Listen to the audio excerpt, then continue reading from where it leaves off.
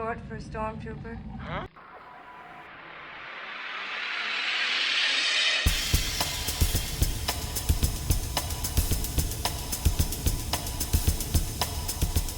Over the course of this channel, I've talked about a lot of different subjects. News, theory, speculation, and everything in between. But there is another aspect of Star Wars not too many of us ever speak of, and that is drugs. Now before you guys go crazy, this is not some kind of endorsement of death sticks or doing drugs in the Star Wars universe. This is going to be a profile on that specific aspect and how it relates to our world. Now some may be asking, why is this an important topic?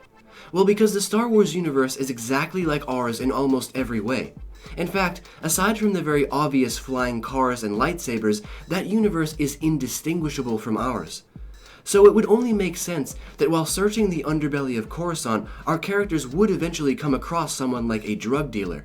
And by studying this side of life, it can actually help us understand stimulants even better. And this, of course, gives us all a deeper connection to that world.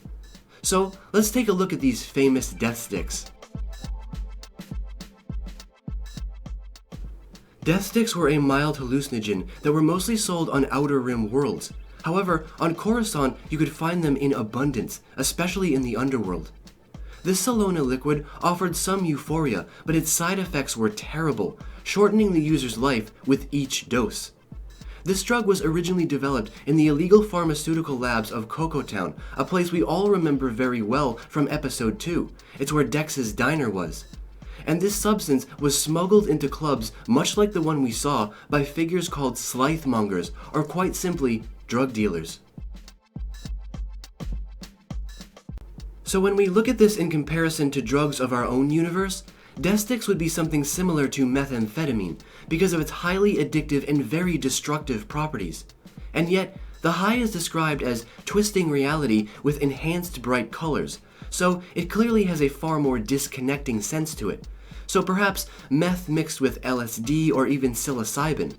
But whatever the case, clearly death sticks are not a light drug. They are intended to completely mess you up. With some amazing euphoria, yes, but it will literally eat your body alive. Death sticks came in two forms, a liquid and a solid. The liquid version was the most common, consisting of tubes of yellow or red ixatal salona, which was derived from the balo mushroom of Balosar. Yet another connection, as we also have hallucinogenic mushrooms that have been used for recreation, ceremonies, and medicine. The liquid could be mixed with a drink or injected directly into the veins.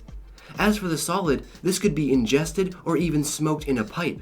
And very interestingly, when it was eaten, it actually weakened one's connection to the Force. This drug killed all forms of life. This was all perfectly showcased in the PlayStation 2 game Bounty Hunter, which was one of my all-time favorite games growing up. The Bando Gora leader Kamari Vosa made a deal with Gardula the Hutt, Senator Trell, and drug crime lord Sebulto to distribute tampered death sticks so that the Bando Gora could literally recruit brain-dead people. Not that they even needed it, because this neurotoxin was so unbelievably strong. Furthermore, sadly, death sticks have even mirrored our world by getting into their children's hands. In 22 ABY, a reporter wrote an article for HoloNet News touching on child addiction to this substance, with health officials worried that the numbers may be in the millions. And sure enough, soon after, 2 students at a local school were found with this substance on them. Even in the world of legends, Cade Skywalker himself used these vile things to keep the ghost of his dead father at bay, and to ease his pain. Even the Skywalkers, as powerful as they were, still fell victim to this substance. So remember guys, in closing, this is not an endorsement of drugs in the Star Wars universe, but it is crucial to do these profiles, because it's important to remember even the darker aspects of Star Wars draw similarities to our world, which only serves to make it more realistic.